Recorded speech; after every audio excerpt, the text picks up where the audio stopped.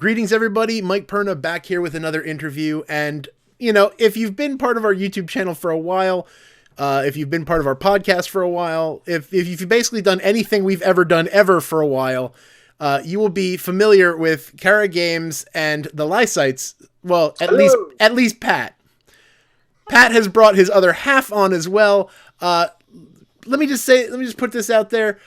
In the off chance that people who are watching / listening right now have no idea who you are, who your company is, what you guys do, how about you guys just introduce yourselves? So we're Pat and Kat Lysaght. We're Chara Games, and we believe that joy in life comes from relationships. So we build games that develop relationships between God and people. So all of our games address some kind of Christian topic, but they do it with two goals in mind. The first is that anyone of any faith background can sit down and play the game and have lots of fun doing it. And the second one is that a Christian can sit down and play our game and probably learn something, hear a story, discuss a topic that they wouldn't otherwise kind of get in the normal flow of their church life. And I'm Kat. I'm the other half. Sometimes he calls me the good idea fairy. And I would recommend that. That's actually outstanding. I try to keep him sane.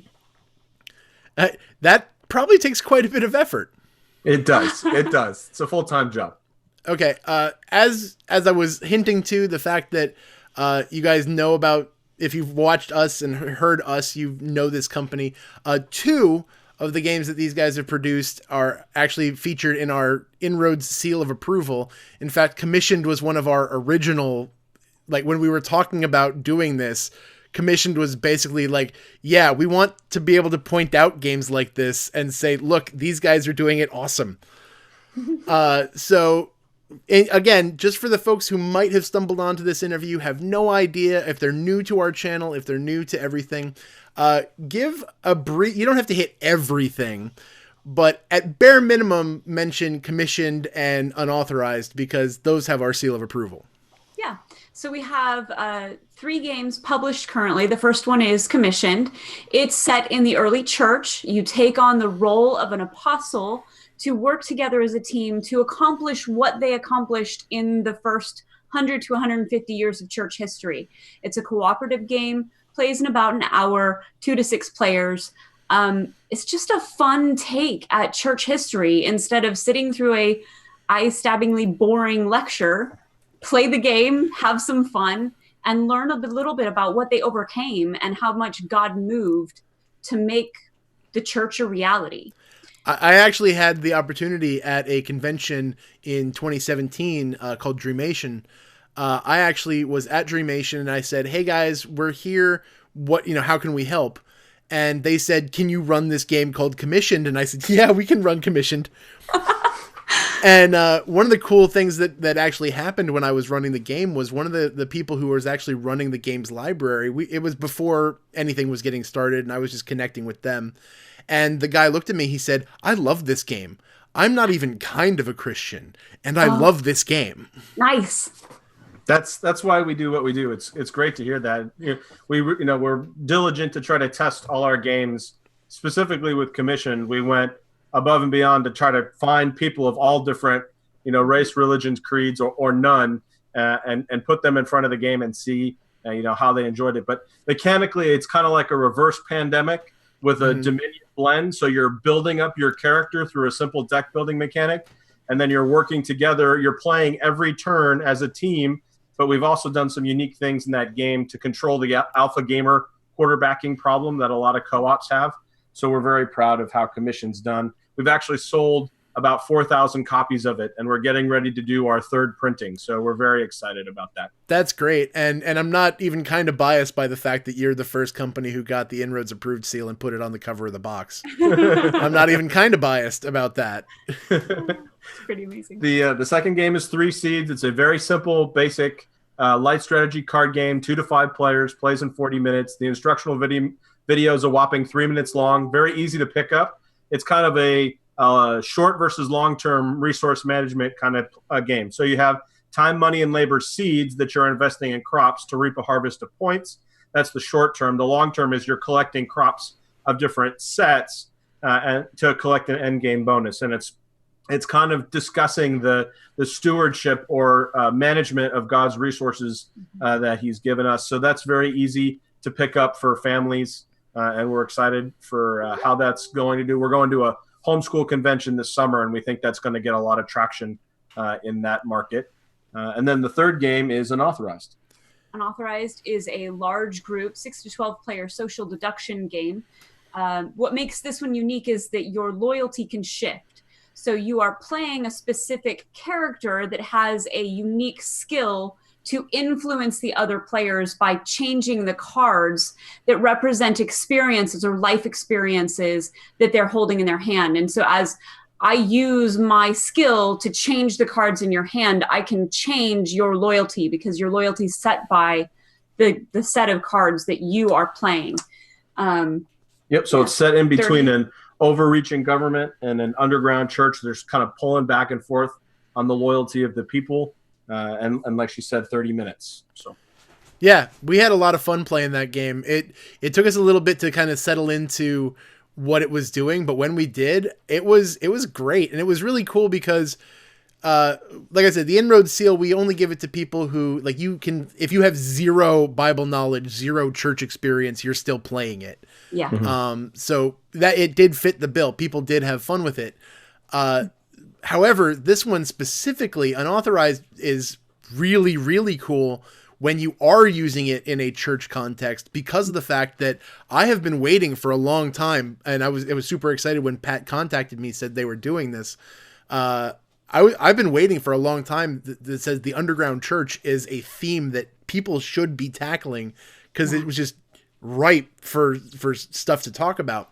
And we did this with a youth group, and every once in a while, like, we were joking, because one of the abilities that the police officer, who's the only person from the state that is out there, everybody knows who he is.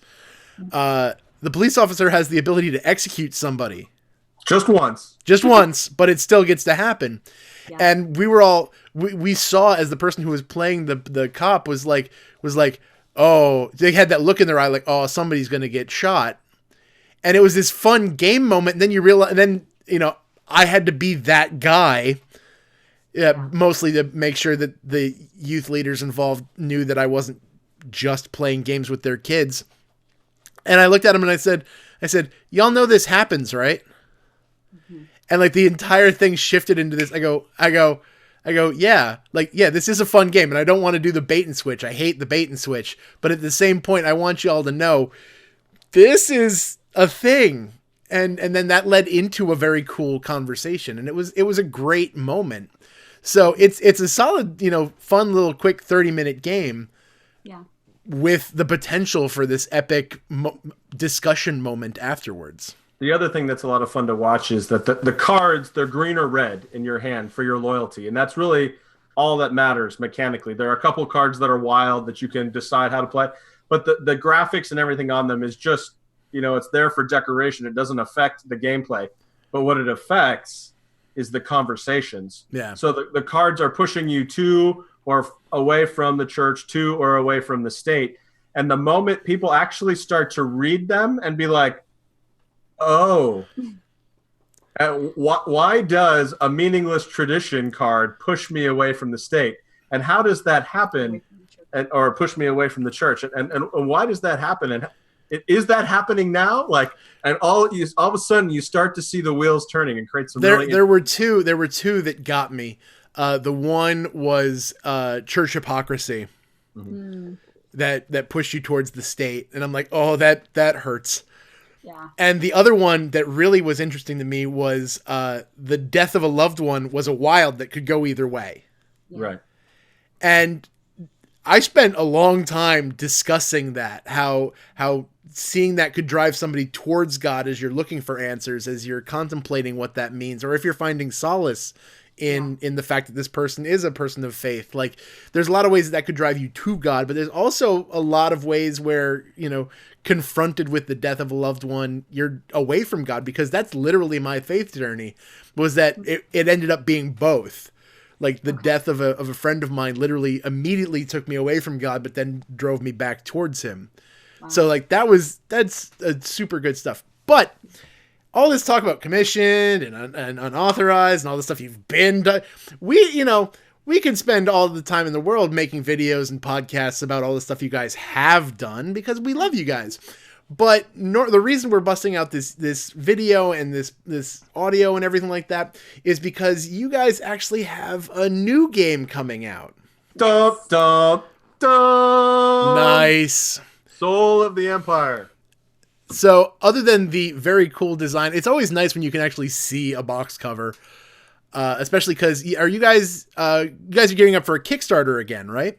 Yep. That's right. So I'm not sure when exactly this is going to be released, but Tuesday, the 13th of March, that'll be our launch date on Kickstarter. So for folks who need to know, because of the fact that we were joking before we started recording that you guys have really run the gamut with the games that you've put out there. It's not like a Smirk and Dagger. It's like, the game that they're doing. Like, they just have a game. They have a style. Other companies have a style. You guys are all over the place. So it's especially important that we make sure that people know what kind of game is Soul of the Empire.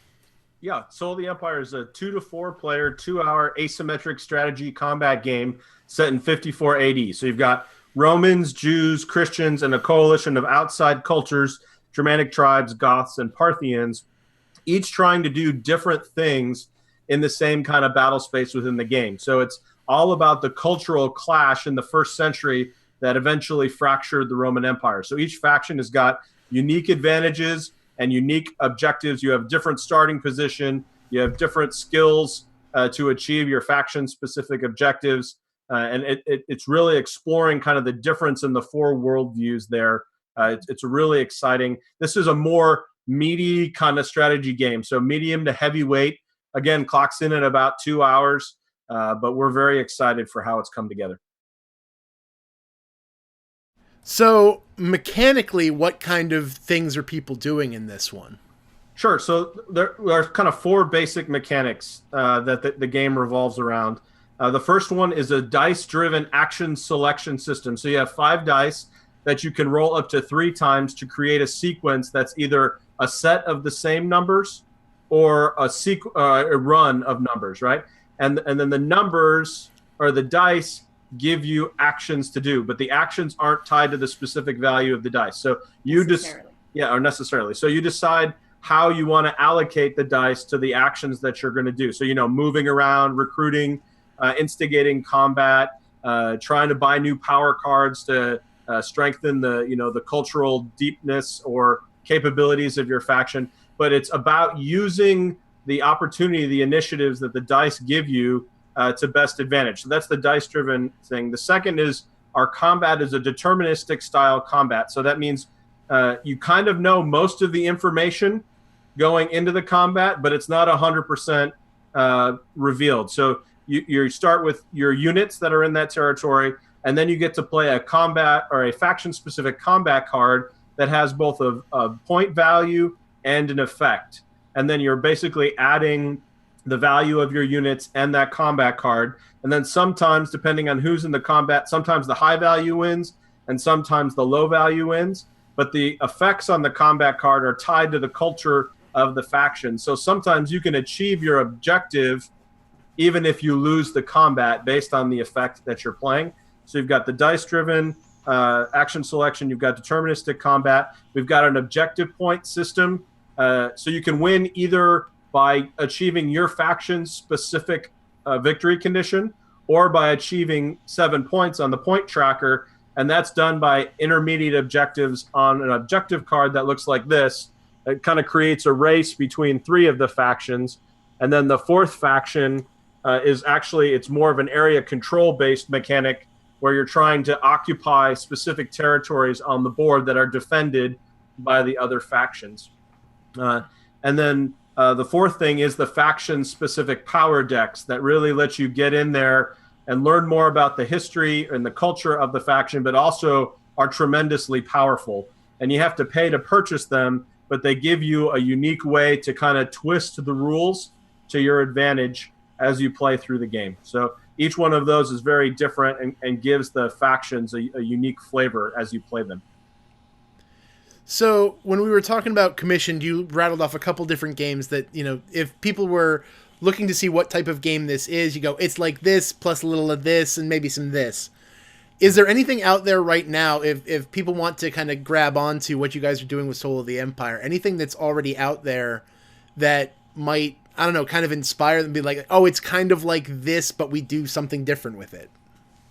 Well, I mean, it is a medium to heavyweight strategy game. So the things that come to mind are like Kemet or Cry Havoc, where you have asymmetric play and different objectives that you're trying to achieve.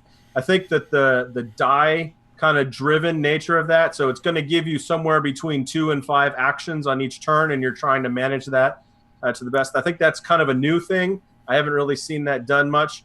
And then the objective system, where you're in a race to achieve your objective before somebody else can achieve an objective off that same card. So there are 4 cards out there that you can work on. I think that's relatively new. The one thing that we're very proud of in this game that I haven't seen in another game is the second path to victory. So the special victory condition, it's about as hard to achieve your special victory condition as it is to acquire 7 of the objective points through the objective cards. So that means that even if you're significantly behind on the objective point tracker, you still have a legitimate open path to victory. If you can achieve your special victory condition before the other players hit their 7 points, then you can snake the victory. So no matter where you are in the game, you have a legit chance to stay in the game. That it really keeps it very even and balanced as you're trying to figure out, well, what is he doing and how do I get in the way, and who is going to win the game. It keeps it very on the knife's edge all the way to the end. Well, that is actually really encouraging, because one thing that I've noticed with a number of strategy games, not all, but a number of them is that, there's a reason there's a term for it, the runaway leader. Mm-hmm. Like if somebody knows what they're doing and knows how to shut down opposition, knows how to make everything go the way they're supposed to, knows how to build an engine, then they can just run away with it and there's nothing you can do. The idea that there is still hope. Yeah. That no matter how good you are at making your goal happen, there is something out there that you can be like, oh, I am still in this. There's reason for me to still be at the table other than to maybe do some king making. Right. Yep. Yeah. We're very happy. That's really where we spent a lot of our time in the last couple rounds of playtesting with our playtest network. It was really drilling down on that balance to make sure it was there. We're very excited with the way it's come through. So you mentioned the playtesting, and this is something that I've asked you before, and I'm going to ask you again. How has the playtesting gone? Is there anything that kind of stuck out to you? Any kind of big change? And specifically, how, like you said, you test it in front of the widest array of people that you can, like different faith groups, different people of different types. Like, how has playtesting gone? What's something that you learned? I'm going to let her answer this question. Okay, so we had gotten the game pretty stable, but what we figured out was that we weren't accessing the power decks enough. And the power decks are really what give the flavor of the clash of cultures and really drive the conversation that we like to kind of build into our games. What is a Christian going to learn from this? What are they going to take away from this? Why is this a valuable addition to our company's library? And so the power decks are really where you kind of get into all of those neat ideas to wrestle with. And we weren't getting to them. And so we had basically set aside a week that we were at a convention that wasn't going well for us business-wise. So we were just playtesting this game over and over and over 2 or 3 times a day. And we realized that this piece was broken. And so it was the last major handle, to turn, to tweak, to really figure out where we were. And so we turned the handle and swung the pendulum way to the other side. And Patrick's one of those runaway leaders who knows intuitively how to build an engine and crush his opposition. And I was the only opposition at the table. I literally left the table crying. Oh my goodness. I just can't right now. And I left and I walked for like 45 minutes until I had cooled down enough to come back to the table and say, okay, this is where it's broken and this is what we need to change to kind of bring it back to the middle a little bit. But we learned a lot. Yeah, we sure did. No, this was an outside designer that came to us. He brought us the basic concept about 15 months ago, and really has been a back and forth work with him. His name is Heath Stockburn. He's out of the United Kingdom. He's been great to work with, and it's gone through a lot of changes. I mean, it started off as a 3-player only game. Now it's a 2 through 4 player. It started off kind of clunky with a card-based action selection mechanic, and we streamlined that with the dice. There's been a lot of minor changes in how the objectives are written so that the objective points that you can get through the cards line up with your special victory condition that your faction is trying to achieve. Like, there's been a lot of balancing and fine-tuning that's gone into it, but that was probably the biggest. Like, we played one game, and I think I won 6-5 or something like that. And then we moved that handle, and I won 6-0.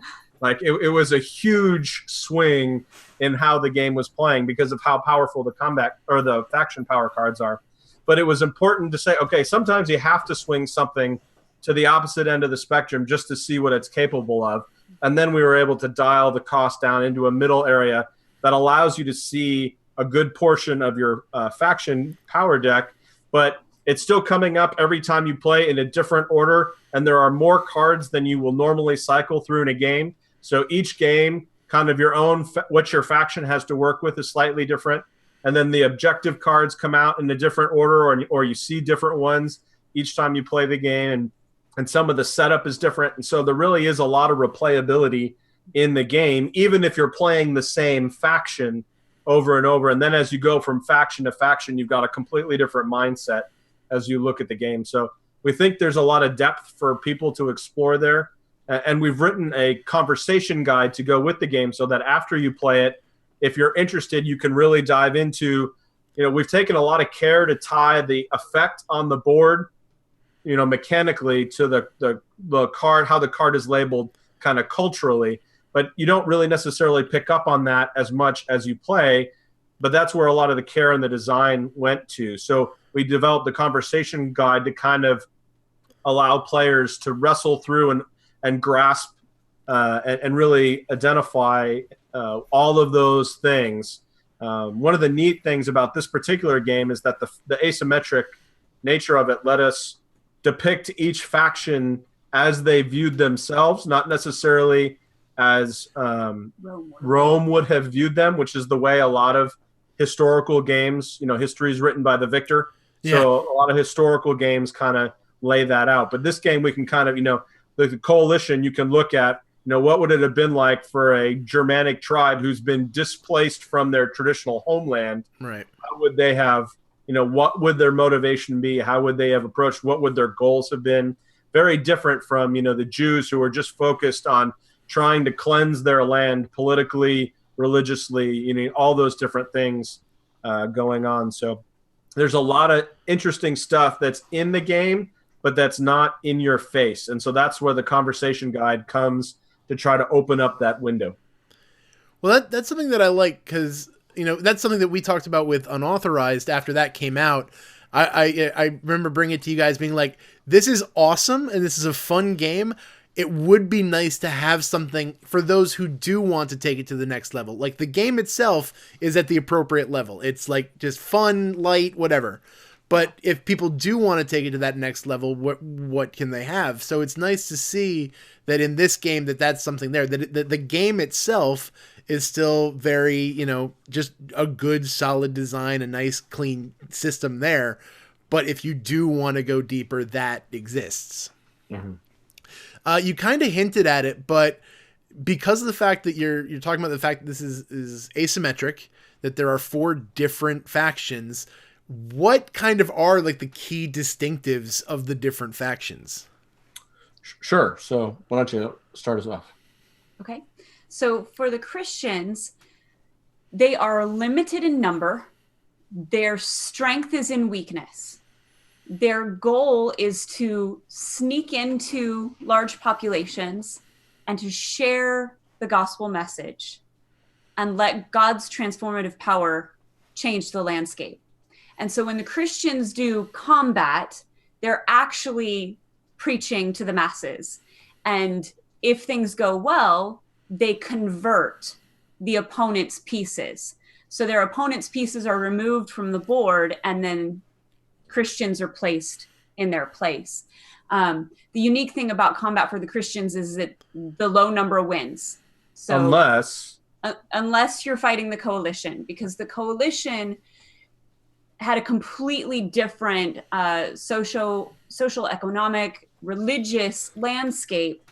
And so the groundwork had not been laid for the coalition cultures to readily receive the gospel. Whereas with the Jews and the Romans, there was enough common mentality, common language, common understanding, and God's preparatory work that they were easily converted. So when you're working as the Christians against the Romans and the Jews, your low number wins. When you're fighting against the coalition, it's just like the other factions fighting each other, high numbers win. So that's much harder for the Christians to accomplish because they only have 14 pieces or 14 people to work with through the game. And so their flavor is very different than the other factions. Now, on the far end of the spectrum is Rome, who you start with all the power, all the pieces, and you're spread out across everywhere. You're just, when you sit down and play the Roman faction, you feel powerful until you get about 3 rounds in. And then you realize you've bitten off way more than you can possibly chew, which is what happened to sort of the Roman Empire. What happened, yeah. Right? I mean, they just got overextended to the point, and they couldn't train up legions fast enough to maintain their advantage. And so you have tremendously powerful combat cards and faction power cards, and like you just can't get them through your hand fast enough to solve all the problems, because revolts are happening and the Christians are converting your army and the coalition is trying to sack Rome, and like all these things are happening, and you're just stretched. So you feel tremendously powerful, but at the same time brittle is kind of the Roman faction. And then the coalition is really interesting because they don't have power cards, and their whole method for attaining points is different. So they are trying to essentially recapture their homeland. The Romans have, encroached into their territories. They no longer have enough resources to feed their families. They've been driven from their homes. Their loved ones have been taken captive. And so they are trying to stretch back into their traditional homelands, reclaim some of their territories, maybe go and sack Rome if possible. Let's go take it to the heart of the enemy, right? And then one of the really interesting things is that they have, what do we call them? Objective point markers that each faction places on the board in a place of their choosing. And they have to defend, because if the coalition gets, each faction has 2. If the coalition gets both of them, then they get a bonus point, and the faction that lost those territories loses a point.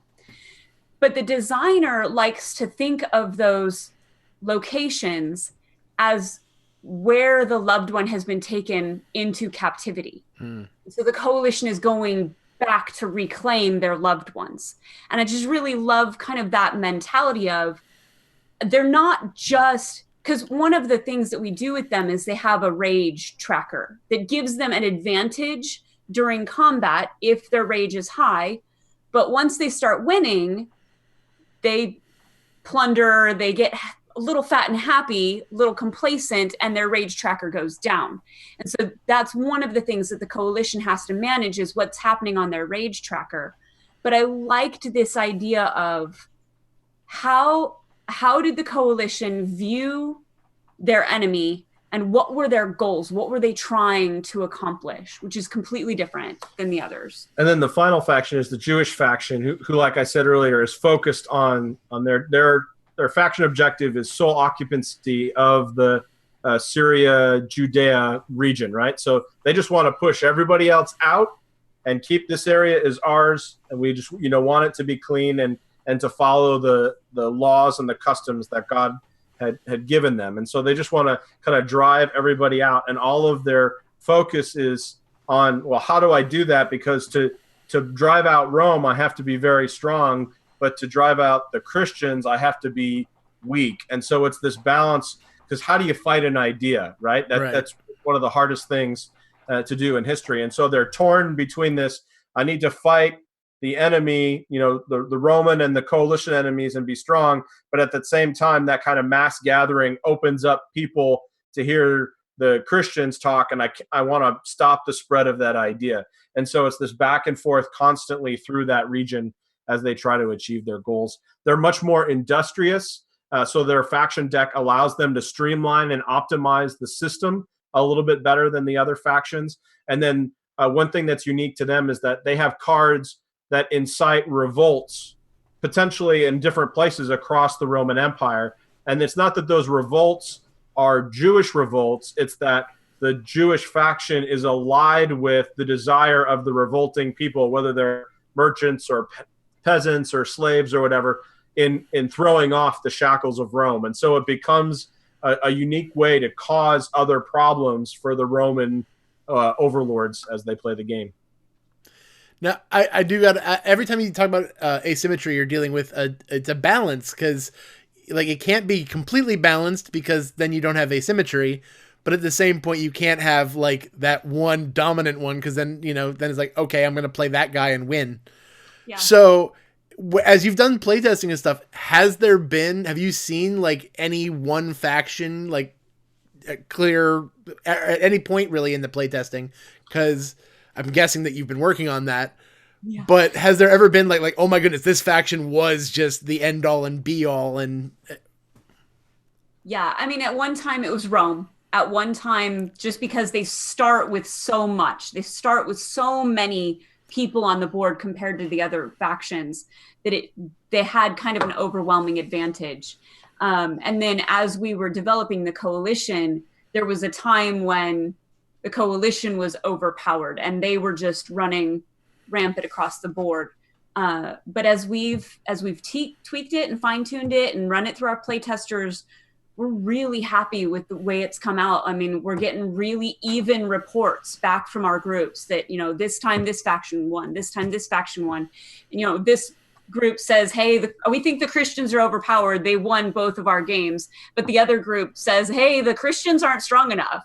So I think it really depends on the person that's playing it, how they're playing it, how well they're trying to optimize the tools given to each faction, and we've seen a pretty even spread of victories. Yep.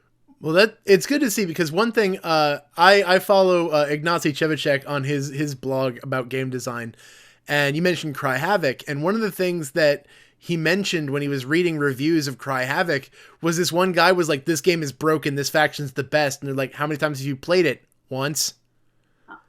And I remember seeing that, and I could just feel Ignacy just being like, that's insane. I can't believe, like, you can't even begin. Like, at bare minimum, you need to play it 4 times to even begin to. Right. But it's nice to see that you guys are getting the playtest that everybody is like has a different opinion on, oh, these guys are broken. Because it means that they're not, if different groups are having completely opposite reactions. Yeah. Well, like one of the last playtests, I brought a couple people over and we sat down, we played the game, and the game ended, and it was a 3-player game, and all 3, one of them won, obviously, and the other 2 would have won on their next turn. And I was like, yes! I'm about to say, that's pretty much the dream right there.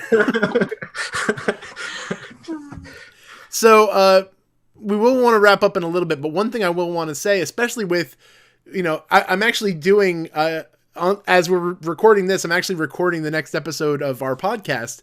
And the theme of this particular episode is the idea of simplicity, because so much, especially games on Kickstarter these days, the ones that get everybody's attention are the really flashy, like I have Rising Sun sitting on my shelf back there.